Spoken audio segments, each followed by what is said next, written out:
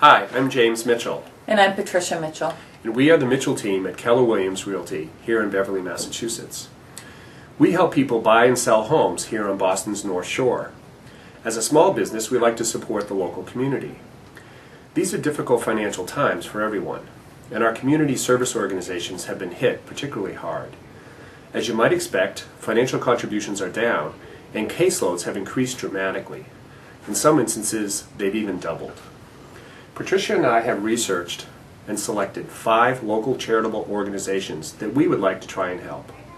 We hope to make a difference in 2 ways. First, by raising awareness about these community programs, the important work that they perform, and their current needs. And secondly, by making monetary contributions to these organizations in honor of our clients for every home that we sell. We're calling our new initiative Helping You Give Where You Live. What follows are brief interviews with each of the executive directors of these organizations that we would like to promote and help support. We hope you enjoy the interviews and learning more about these great organizations here on the North Shore. Thank you. Thank you.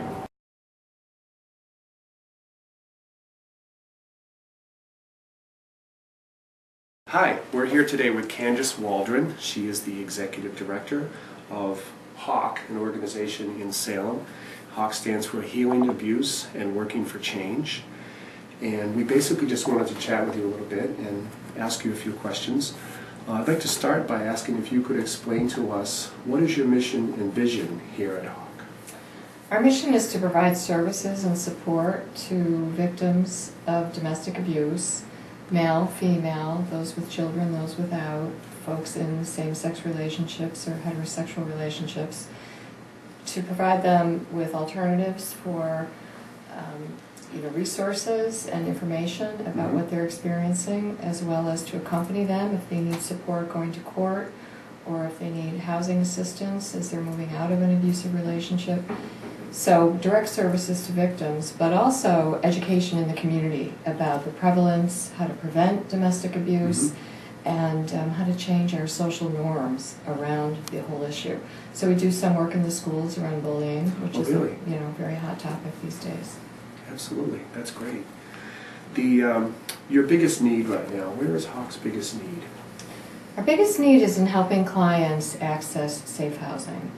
And some of that is our own internal need as an agency. We're building a new shelter.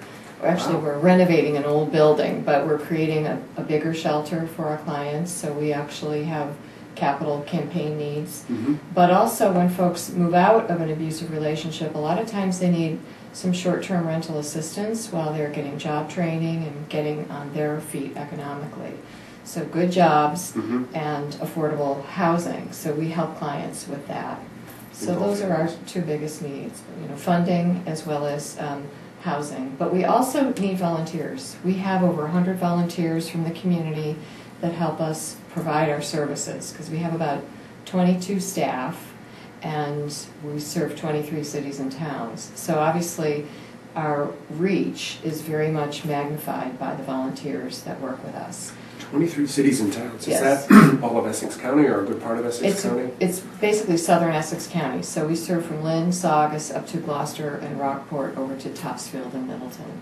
And how many people in a given year would you say that are being helped with your It depends on the service, but for example, with our education program in the schools, we serve about 6,000 teens. Wow.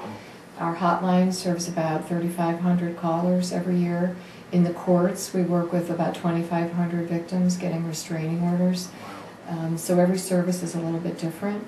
But our volunteers go through a very extensive 40-hour training, and then they get involved with us by helping to answer the hotline. Once they've done that for a period of time, they can get trained to go into the court and be a court advocate.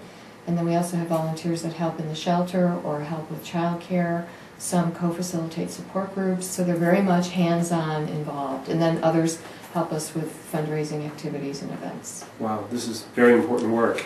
Thank you. Lastly, I just wanted to ask you, how can people help? They can help by writing a check. They can help by talking to their friends and family and helping people come to us if they need services. A lot of times someone in an abusive relationship is very isolated. A batterer uses isolation to keep the person from reaching out and talking to anyone and getting help. So what we often say is, like in a hostage situation, you need someone on the outside to reach in and help you escape.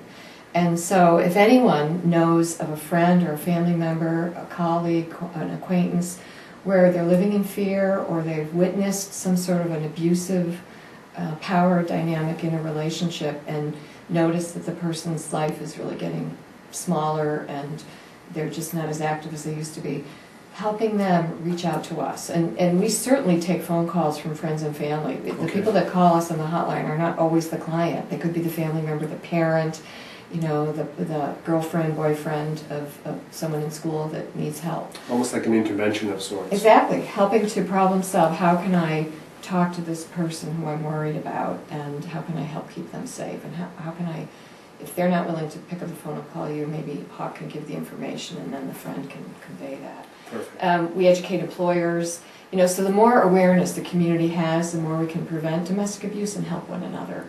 So raising awareness, and then obviously as a volunteer, we're always looking for volunteers. And we have a fair amount of student interns that come to us from the local colleges as well, and they can get, you know, credit for working with us. Outstanding. Well, thank you so much for sharing your message and for all the Thank good you. work you do in the community. Appreciate your It's been support. a pleasure meeting you. Thank you. Thanks.